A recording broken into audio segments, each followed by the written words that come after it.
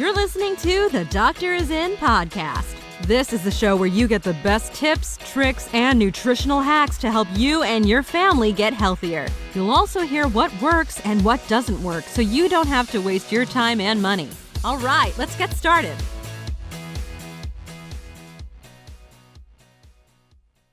Hello, I'm Dr. Martin Jr. And I'm Dr. Martin Sr. And this is the Doctor Is In podcast, and this is episode 116.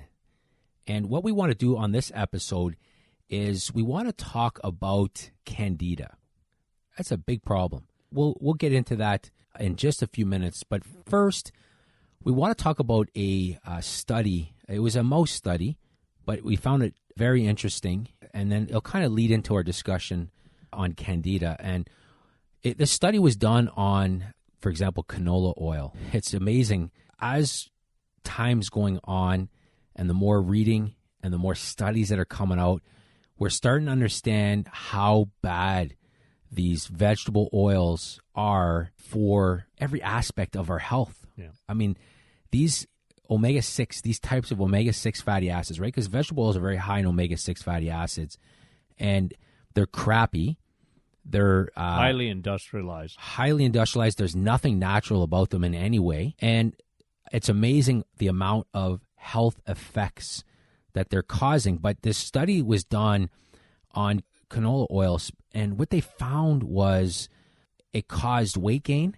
And that's an interesting thing in itself, right? The effect that these processed vegetable oils have on body weight, but it increased weight. It reduced working memory. It created more amyloid plaques in the brain, suggesting a link to Alzheimer's. Very interesting, right?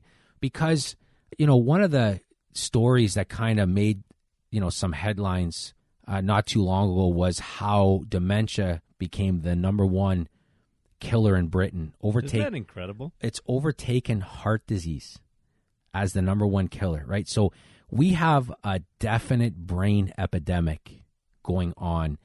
And there are a lot of things that attack the brain. Insulin resistance will shrink your brain. It'll make you diabetic of your brain, which will cause a whole bunch of stuff, including Alzheimer's. You got vegetable oils that seem to increase the amyloid plaques. Yeah, they create inflammation in the body.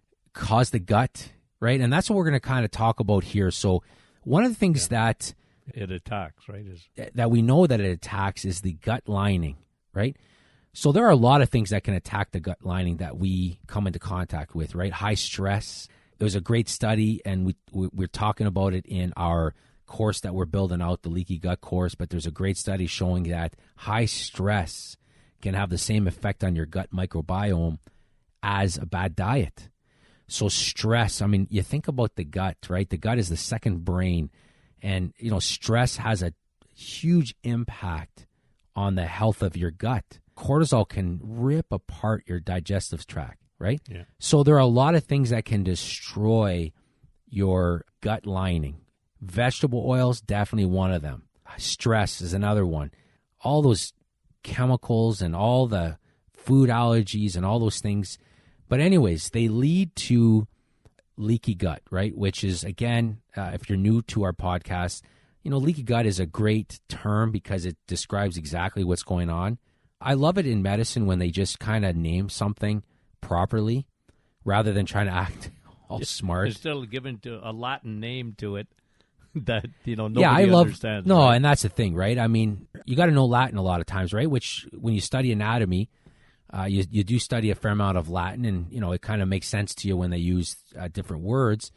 However, a lot of that was done to kind of create a gap, right, between, medicine and the layperson in a sense, right? It creates this gap. When they start naming muscles, like the sartorius muscle and all these things. And anyways, that's a little bit of leaky gut is well named. It's a great name because the gut is leaking. And of course, where is it leaking to? Right? The contents of the gut are leaking into your blood vessels. Yeah. And as a result of that, it's causing a whole bunch of problems, right? We've used this term for years, and I think we were the first people to use this term I'm hearing it more often now. We've been saying this for years. Leaky gut, leaky brain, which we're starting to understand is very much a big problem. Case in point, they found, and this is what we're going to talk about today, they found fungus in the brains of people with Parkinson's. Yeah. How does it get there? Yeah, exactly. Leaky gut. Leaky gut, right? Yeah. So let's talk about Candida. Let's talk about fungus. So first of all, it gets into your gut. It gets into your system because of a leaky gut issue. That's how it gets there, right? Yeah. You get asked a lot about Candida, a lot about yeast. Well, because we see it so much, right? It's very, very common, part of our finding in the biomarker testing, right? So when we're looking at blood should be pristine, it's a river, right? Think of your blood as an unpolluted river that flows from your brain to your toes and through 180,000 miles of blood vessels. It should be pristine. There should be no pollution in your river. And so what toxifies the brain is, what's in that blood, right? If it's circulating in your blood, Candida albicans is usually the one that we see, but Candida is very, very common. People don't even realize they have it.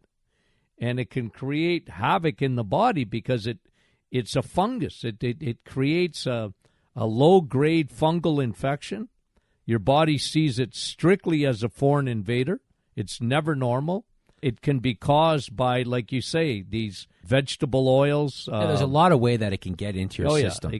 It can. You take an antibiotic for 5 days, you kill all the friendly bacteria in your gut. Did you see that study that just as we're talking quickly about antibiotics, where it could take up to a year to repopulate your gut microbiome properly after a course of antibiotics? Again, one of the reasons why you start to see a lot of the side effects in a sense of antibiotic use is because, some people will take probiotics after, they should be taking them during as well, but they don't take them for long enough after. They just do not. If it could take up to a year to repopulate that gut, right? So, so it's not uncommon that somebody early in the year had some kind of an issue. They took antibiotics and 10 months later they got symptoms of Candida. So let's talk about some of the more common symptoms that come in, because Candida is one of those things that unless you got some obvious ones like, a urinary tract infection or nails, a lot of toenail fungus, right? A lot of the symptoms can mimic other things. It's not, you don't necessarily point right away and say, well, that's a Candida issue, right? They could be a little bit of the fog of war in a sense. Like there could be a lot of different little overlaps to some other conditions. So sometimes it's not that obvious. So let's talk about some of the common symptoms that present when somebody has a Candida issue, and men or women. Yeah. Well, generally, not always, but generally they'll have some digestive issues like bloating, right? That's very, very common. Bloating, sometimes, if you look at the largest organ in the body, your skin, I've never seen a case of eczema or psoriasis. Hives, rashes. Can be almost invariably will be Candida. A lot of times with just that mucus, that chronic sinusitis, they often think, I've got, an allergy. And maybe allergies aggravate, but a lot of times it's a chronic Candida fungus that's been set up in the sinuses. The Candida loves moisture. That's why women will get a yeast infection, right, in their reproductive organs. But a lot of people have chronic sinusitis, and it's a yeast that is set up, after use of an antibiotic or, and the problem with constantly using antihistamines is you're actually killing your friendly bacteria with the antihistamines, and again, they act somewhat like an antibiotic. Yeah, because a lot of times it's kind of as you start to take an antihistamine, you start to need an antihistamine even more, right? Because your natural defenses. Now, what about energy? Is that something that you see? Yeah, for sure. Usually you're sluggish, don't feel as good. Energy is common. Brain fog we often see as a sign of that the brain is being invaded with Candida albicans. And I find this one interesting because this is something that as well that, we see a fair amount. And we already know that it can affect the moods. It can affect, it can make anxiety worse, depression worse. As I mentioned, there was that study that they found fungus Candida in the brain of people, a big percentage of people with Parkinson's, right? Yeah. Very interesting. Neurological problems, right? Starts to set in the brain tissue. There was a doctor, Italian oncologist, I remember, Simoninci, I think is his name.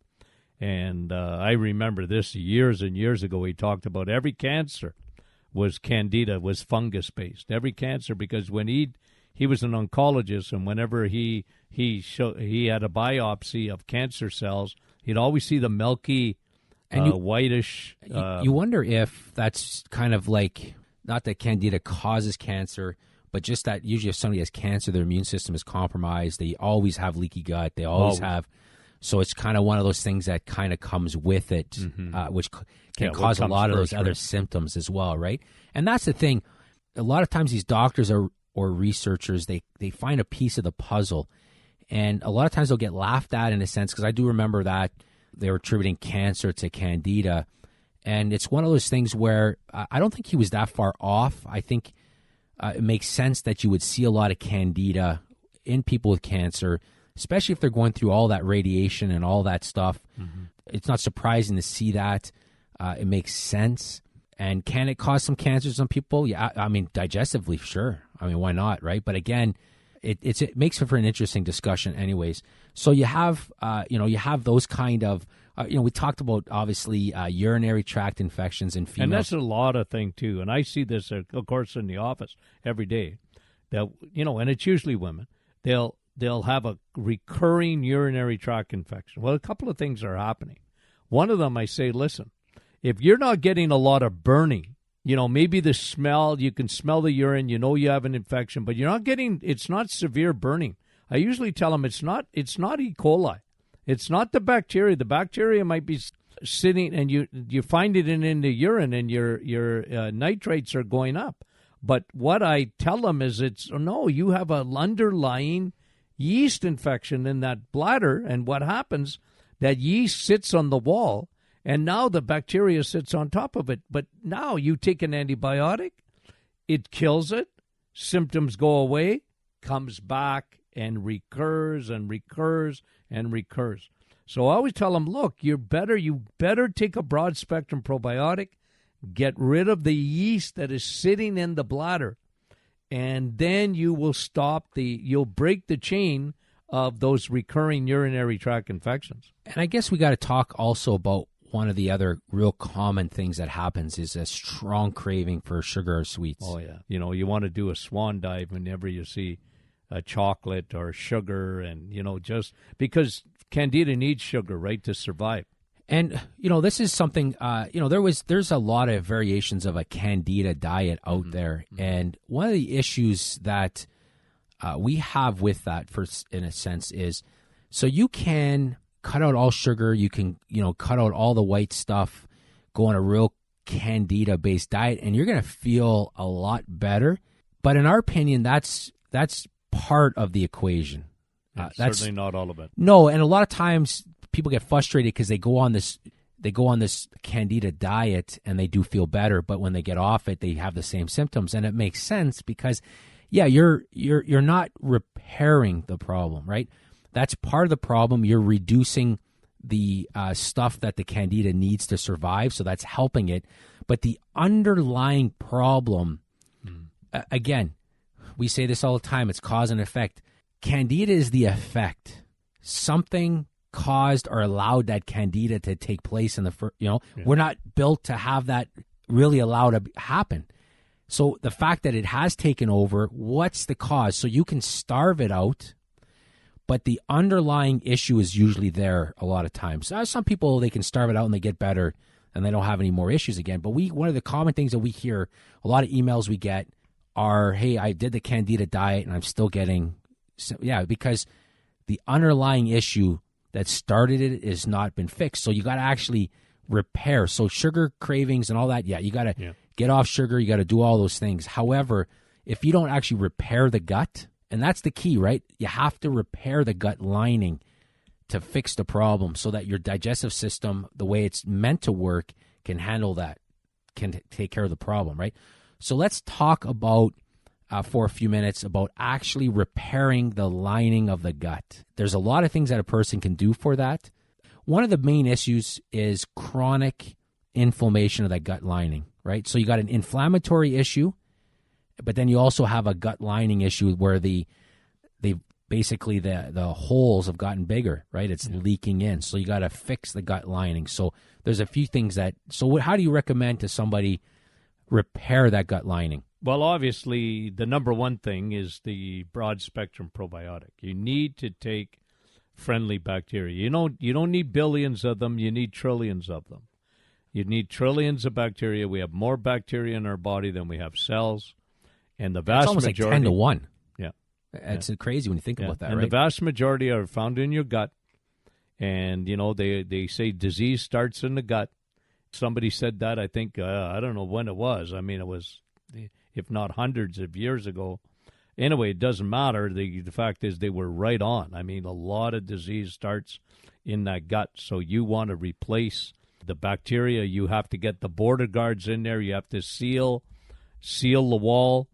Probiotics. I love the healing factors in L-glutamine. Well, just to kind of, that was Hippocrates who said that, and that was like 2,000 years ago. Was Hippocrates? 2,000. I knew it was somewhere. I just couldn't remember. Yeah, actually that guy was way 2,000 years ago. He was pretty sharp. Yeah, he was way ahead of the game on that one, right? But anyway, sorry to cut you off. It's just that was kind of like a string pulling in my brain there. So that was Hippocrates. But anyways, yeah, so you got to repair the gut, probiotics. The father of medicine. Yeah, he knew what he was doing, right? Now, the funny thing is if the beginning point for a lot of diseases in the gut, it makes sense if you go to a neurologist and he also talked about gut health, but that never happens, right? It makes sense if you go to a joint specialist that they also inquire about the health of your gut. That never happens. Makes sense if you go to a dermatologist, big time, about acne or psoriasis, eczema. It only makes sense that they inquire about the health of your gut. That never happens. Cardiologist? That's what I'm saying, right? That's why it can be so frustrating. It could be frustrating sometimes because the answer could be very simply the health of their gut, right? So here, 2,000 plus years ago, And I don't have to talk, because we have talked about this in the past, and you were talking about brain. Think of autism. What's autism? What is all the issues we're seeing with children today with focus and ADD and ADHD? There's a huge connection, in my opinion, with autistic kids and their gut and, coming right out of mummy and the placenta and all the issues. Yeah, it makes for some really interesting discussions. I remember we talked about autism. Can't remember how many episodes back. It's been a while, so maybe we'll do another one of those as well because we get a lot of questions about that as well. So let's get back quickly to healing the gut. You talk about probiotics is probably step number one, right?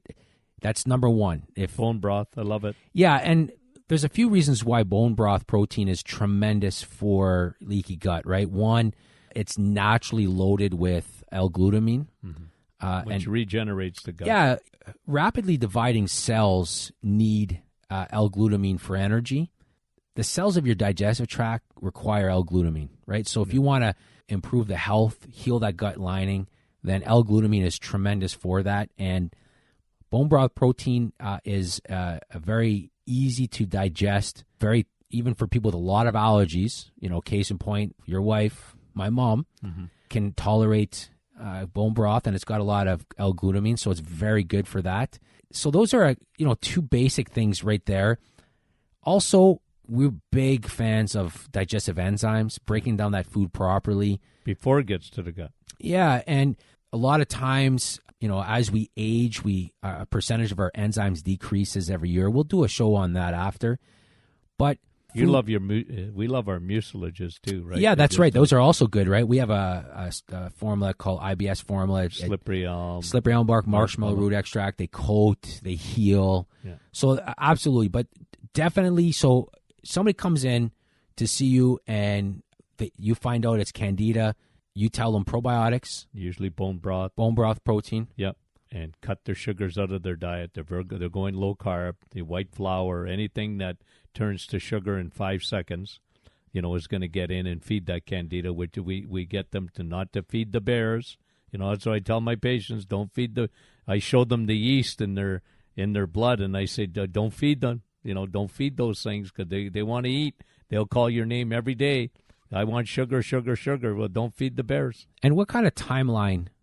It's hard to say because, some people could be really bad, really overloaded, a lot of symptoms. But generally, what kind of... Well, about 3 weeks. I always say about 21 days, you're usually going to see an enormous difference in the amount of Candida albicans that is there. The leaky gut starts healing up big time. If you've been on antibiotics for a lot of times in your lifetime, then you need to really stay the course, because if you got Candida in your bloodstream, and that could be a real battle. Loves moisture. It'll love your brain. It'll love your sinuses. It'll love your lung tissue. Ladies, it will love your urinary tract and your reproductive organs. It's moisture. They are the cousin of mold, and they love moisture, and they'll set up shop. And a lot of people have chronic issues because of that. So you got to stick to it. It really is a big issue. Yeah. I mean, it really is a common big issue that you encounter every day. So, anyways, so we hope that answers your questions on Candida. If you have other ones, feel free to email us at info@martinclinic.com. If you're not a newsletter subscriber, then you're missing out. I hate to brag, but those newsletters are good. Yeah. We give a lot of information, a lot of tips. So if you're not a newsletter subscriber, head over to martinclinic.com and sign up for our free newsletters. And if you're listening to us on iTunes, we would appreciate just leave a quick review. And you can also subscribe to us on iTunes as well, so that every time we release a new episode, you get a nice little notification. I do. Yeah, so do I. I love, I subscribe to our own new podcast. And it's actually funny. I'll listen to our own podcast after, right? I'll listen to it, and I got family that listens to it. And my wife will drive around town, and I'll hear my voice on the radio as she pulls in. And it's a funny thing, right?